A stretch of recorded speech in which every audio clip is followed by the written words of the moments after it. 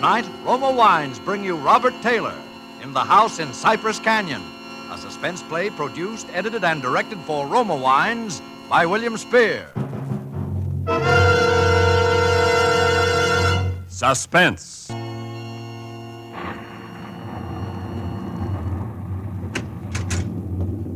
Merry Christmas, Jerry. How's the real estate business? Kind of early with your greeting, aren't you, Sam? Well, I got to get them in sometime. I may not see you again until next Christmas. If this real estate racket gets any crazy, I'll be dead by next Christmas. I'm glad you could get up here, though, Sam. What's on your mind, Jerry? You'll probably shoot me when you hear it, Sam, because I'm probably nuts. But doggone it, you're a detective and you're my pal, and I just had to tell somebody. Well, you sound like it's serious. That's just it. I don't know what it is, Sam, but... Now, listen, you know we're agents for a group of houses up in Cypress Canyon. Mm-hmm. Those places that were started before the war never got finished. Oh, yeah. All I got in were the foundations, just concrete and a couple of beams. Well, they've been finished now. In fact, I'm putting up the for rent on the last of them today. What do you want? Police protection from the mob? Listen, Sam, this house that I'm talking about, it's got a number now, 2256. But before, when the men went back to work on it about 3 months ago, well, they just started when the foreman on the job brought me a shoebox that he'd found up on a beam. And this box had a manuscript in it, a story kind of, all written out. Yeah. Well, he gave me the thing. I read it. I didn't think much about it. I put it in my desk. But the other day, and I happened to drive by there, I saw the number on the house and what the house looked like.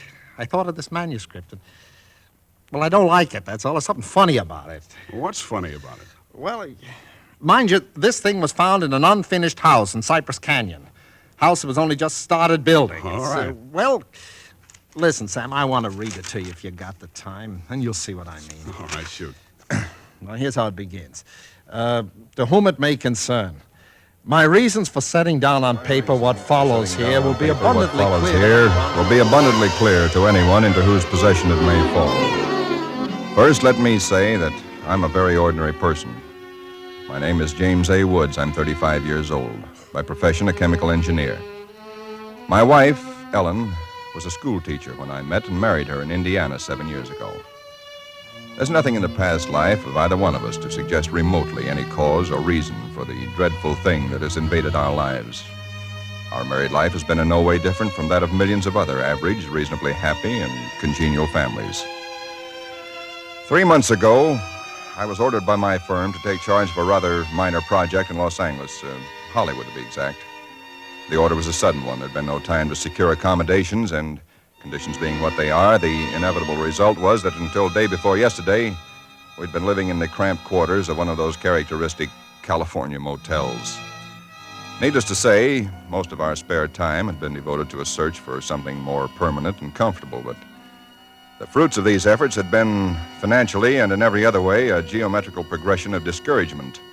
Until last Saturday afternoon, only 4 days before Christmas. We were driving into town on our way to a movie when Ellen saw it. Jim, look. What? That sign in front of that real estate office. Oh, yeah. But yeah. don't you see what it says? For rent, furnished, 2-bedroom house, close in, immediate occupancy. Yeah, uh-huh. Aren't you going to stop? Oh, Ellen, you know what a sign like that. It'd mean right out in plain sight in front of a real estate office. Oh, yeah, but Jim... Either they want $600 a month... We'll never know until we ask. And if it's any good at all, there are probably 50 people fighting for it right back there now. Well, honey, there's no harm in trying. Now, is there? You really want to go back? Oh, it's probably foolish, but what can we lose? Okay. Oh, darling, come on, cheer up. How do you know? Maybe our luck's changed. Maybe fate's going to give us a nice new house for a Christmas present.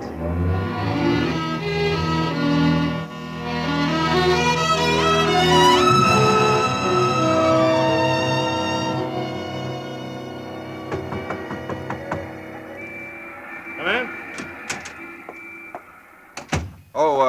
We're sorry to bother you, but we just happened to see that for rent sign outside. Oh, and, yeah, I hung it outside just this minute. Is the house available? Why, sure it is. Let me introduce myself. My name is James A. Woods, and this is my wife, Ellen. How to do? Wow. Looks like it's fixing to rain. Yes, so it does, doesn't it?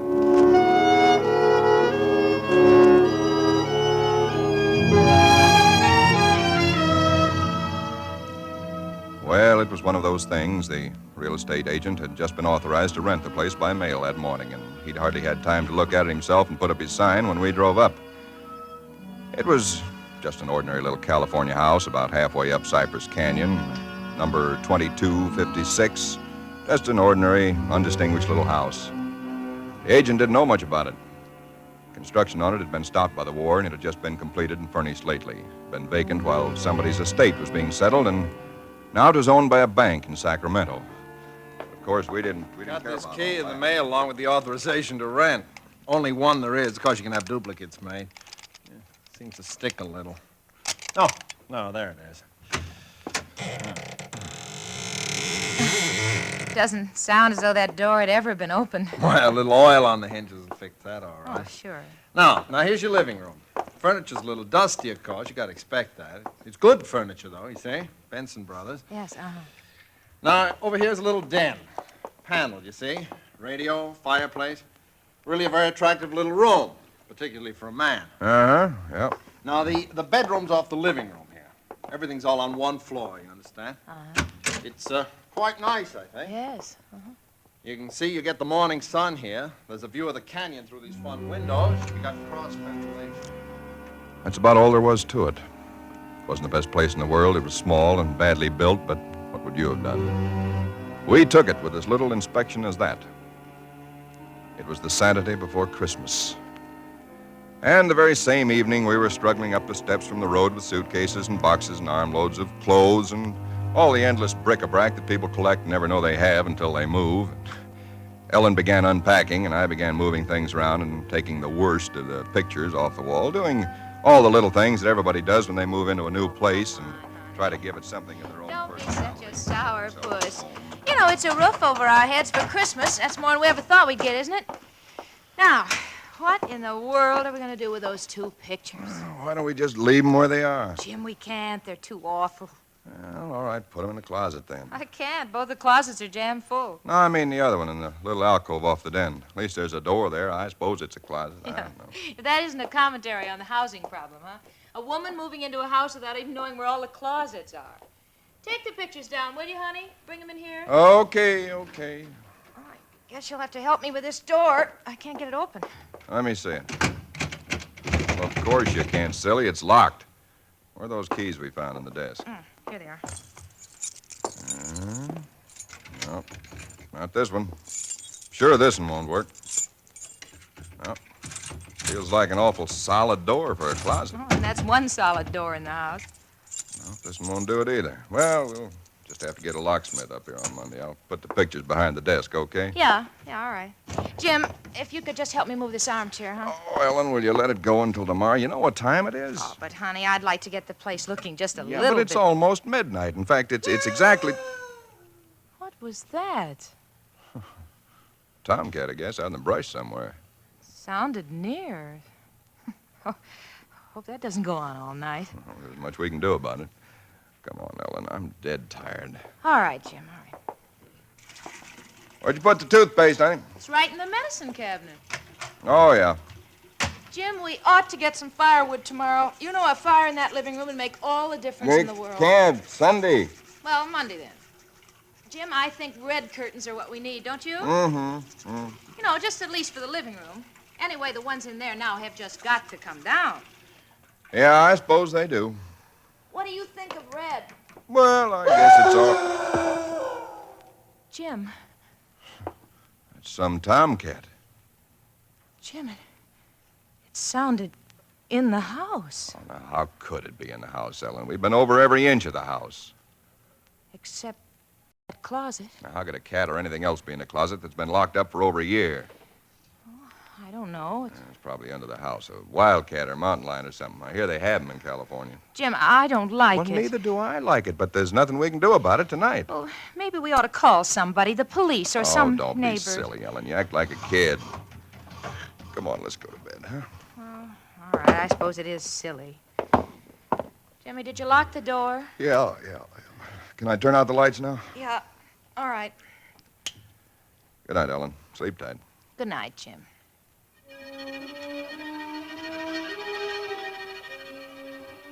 I don't know what time it was, perhaps an hour, perhaps only a half hour later. My mind was in that hazy borderland between sleep and a dream that's still part of consciousness. Then I was awake. Ellen, are you all right? Yes. Did you have a nightmare or something? No. I heard it, too. Well, that didn't sound like any cat. Put on the light. Yeah. It seemed to be out there, Jim, in the house somewhere. I'm going to look into this. Jim, you be careful. Come on. Where's my shotgun? In the den, I think. Jim. What? There's something wet What? Wet? running from under the closet door. Sticky. Ellen, don't touch it. I had to. Jim, it's blood.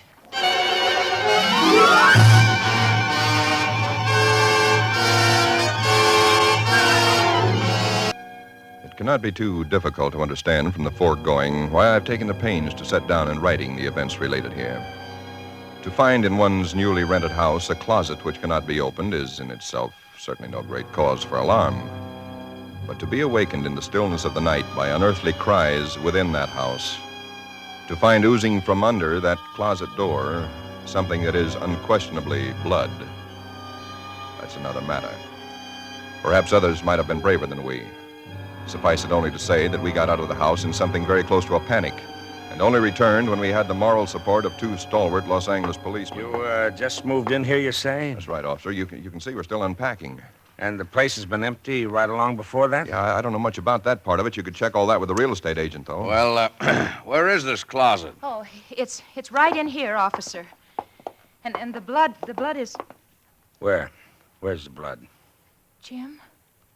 Officer, I swear to you, there was blood on the floor less than an hour ago. I saw it. Uh-huh. It was running out from under that door. We heard that noise, and we got up, and then we saw it. The door was locked. Locked, huh? Oh, no, Well, it seems to be all right now. Hey, you folks aren't trying to be funny, are you? Isn't there anything in it? No, ma'am, there is not. Look, officer, we're reputable people. You can call my firm. They'll tell you all about me. There's nothing wrong with this closet. Walls are solid. No trapdoors. If you think I'm lying... I didn't say that, mister. Oh, you probably did hear some sort of a noise, and you got a little panicky, and, What about the blood? It got on my hand. It isn't there now, is it? Yes, Where? I feel it. Now, you folks just take it easy. You know, you're liable to hear all kinds of noises up in these canyons at night. You're from the east, you say? Yeah. I'm sorry, officer. Ah, that's all right, that's all right. If you have any real trouble, call on us anytime. All right. Well, good night. Good night. Good night. Hey, you ought to have this door fixed. That's enough to scare you. Yeah, we're going to have it fixed.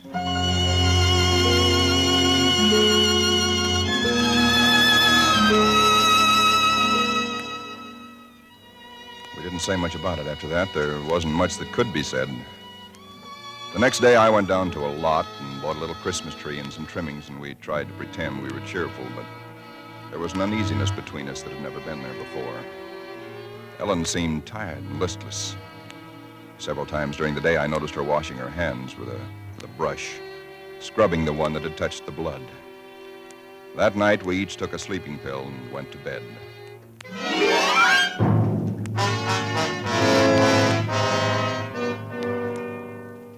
It was sometime after midnight when I was suddenly wide awake and staring into the darkness. In some way, I knew at once and instinctively what had awakened me. Ellen was not in her bed nor in the room. The nameless thing I feared gripped at my heart until I could scarcely breathe. I opened the bedroom door and started through the house, putting on every light that I could find. There was not much to search, but I searched thoroughly. The living room, the kitchen, bathroom, den, even the garage. And all the time, the dread of looking where I knew at last I must look. For I think I knew from the very first time where I'd find her. It must have been a full minute that I stood before that closet door. Then, I opened it. She stood there rigid, her arms at her sides, the fingers extended like claws. Her hair was over her face, her eyes stared out of it. Her lips were drawn back in a grin like an animal at bay. For a moment, I was frozen with the horror of it. I stretched out my hand. Very deliberately, she turned her head and sunk her teeth until they met into the flesh of my forearm. I'd raised my hand to strike at her, but already she'd relaxed her hold and gone utterly limp. She would have fallen unless I'd caught her. I carried her into the bedroom and laid her on the bed. Strangely, at that moment, my only thought was how I might revive her. Until I saw that it was not a faint, but a sleep that she'd fallen into. A sleep as deep and heavy as though she'd been drugged. And so I left her. But for me, that night, there was no sleep.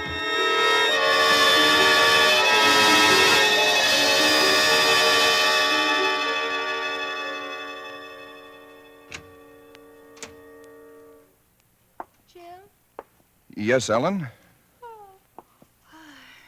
What are you doing up so early? Oh, I got a little restless. I'd make some coffee. Oh. Oh. I had the most wonderful sleep. And I feel so rested. Do you? Mm-hmm. Jim. What? What's the matter with your arm? Oh, I just heard it. Well, honey, it's terribly swollen. Let me see it. No, it's all right, Ellen. Oh, it isn't all right. You've got to see Dr. Wesley right away. Sure, I will. No, I now, will. you promised me, Jim, that you'll go the first thing this morning. How'd it happen? Why, there was a dog. A dog? Yeah, I heard him trying to chew through the screen door. I went out to chase him away, and he bit me. Well, you mean there's all that racket and I didn't even wake up? No, Ellen, you didn't even wake up.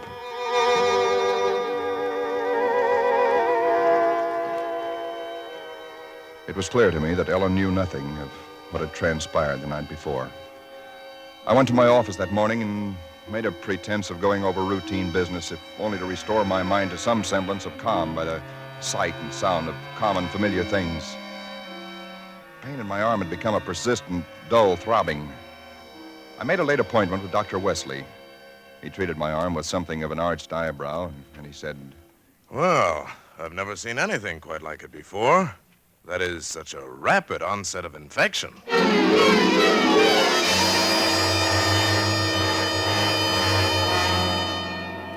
It was dark when I left his office. I hadn't realized it was so late. Driving home, my car seemed sluggish until I saw the needle on the dashboard and realized that I was pushing it to the utmost of its speed. And I was racing home to prevent something before it was too late, before the darkness had conspired against me. For somehow I already knew with certainty that it was the darkness and the night that I had to fear. The curves of the canyon seemed endless. And then the cold fear leaped up inside me. My house, too, was dark. I went slowly up the stone steps from the road, looking, praying for some sign of light or life. There was none. The house was empty. Ellen was gone. I looked with the same self-torturing thoroughness, and in that closet first of all, knowing as I did so that it was hopeless. And so, alone in that empty house, I waited, powerless and helpless now, deadened in thought and will, empty as the house itself, save only for the overwhelming sense of a terrible foreboding. For some time in the early hours of the morning, I snapped on the radio, shortwave. Why? Surely a minor question now. I only know that I did. And then I heard it. Car 58, car 58, go to Laurel Canyon, the 4000 block. A report that a man has been injured or attacked. Condition thought to be critical. Ambulance will follow. That is all. I was there almost before the police, edging my way through the little crowd, staring down at the man lying there in his white uniform under the streetlight. Yeah, the milkman, poor guy. I heard him scream, but when I got here, he was just like this. There's All nothing right, on his stand back, Please stand back.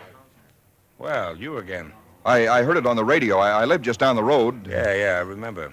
What happened? Well, take a look. Maybe you can tell us. He was dead. And he was lying on his back. And his throat had been torn out, as though by the fangs of some wild animal.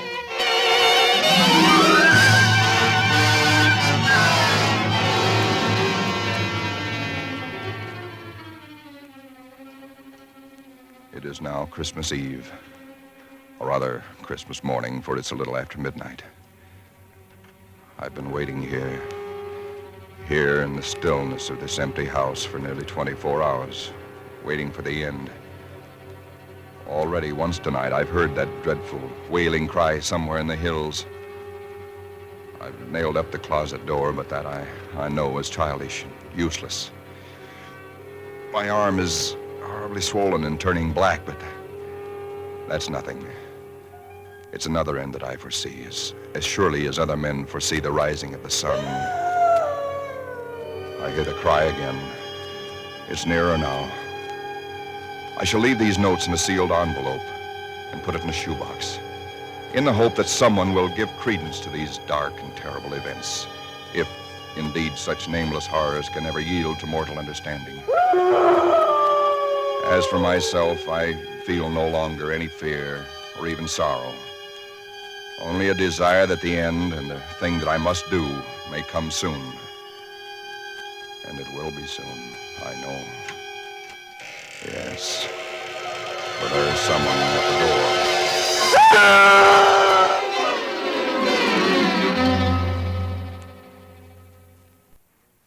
Someone at the door. Ah, what do you make of it, Sam? It's quite a yarn. But what of it? That's what I thought. Now, listen, that's not quite all of it. Clip to it's a newspaper clipping. Listen. Hollywood, December the 26th. Police reported what was apparently a case of murder and suicide in Cypress Canyon sometime in the early hours of the morning. The victims were James A. Woods, a chemical engineer, and his wife, Ellen. Preliminary investigation indicates that Mrs. Woods was killed by the blast of a shotgun in the hands of her husband, who then turned the weapon upon himself. That she fought desperately for her life, however, was evidenced by the disorder of the room and the severe lacerations inflicted upon her husband about the neck and arms. This is the second tragedy to be reported in Cypress Canyon within 24 hours, the other being the unexplained death of Frank Polanski, a milkman. Well, no such murders or whatever they were ever occurred, if that's what's worrying you. The clipping, well, you have those things printed up, you know. No, it's not that, Sam. That story was found in an unfinished house in Cypress Canyon. No number, no nothing, just a framework. Uh-huh. Now that house is finished. When I drove by it today, well, that's what stopped me, Sam, because it all fits.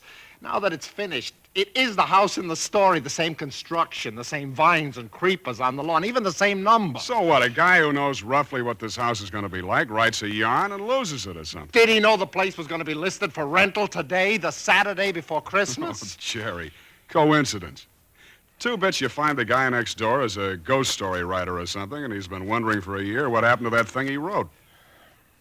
Okay, coincidence. Well, I'm sorry I bothered you, Sam. Don't be silly. I liked it. It's a good yarn. That the for rent sign you were talking about? Oh, yeah, I'm going to put it up outside now. Uh-huh. Well, so long, Jerry, and Merry Christmas again. Yeah, well, thanks, Sam. I guess I was kind of silly, all right. Huh? Listen, when a guy named, whatever it is, Woods, with a wife named Ellen, comes in to rent that place from you, then you can start worrying. Yeah. Well, so long, Sam. So long, Jerry. Come in. Oh, we're sorry to bother you, but we just happened to see that for rent sign outside. Yeah, I hung it out just this minute. Is the house available? Oh, sure it is. Let me introduce myself. My name is James A. Woods, and this is my wife, Ellen. How do? Wow. Looks like it's fixing to... Right? Yes, it does, doesn't it?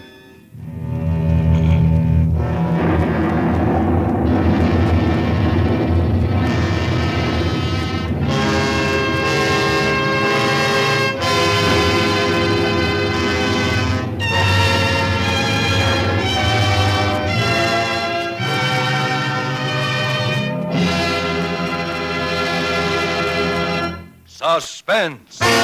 Presented by Roma Wines, R-O-M-A, Roma Wines, selected for your pleasure from the world's greatest reserves of fine wines. Tonight's original suspense play was written by Robert L. Richards. This is CBS, the Columbia Broadcasting System.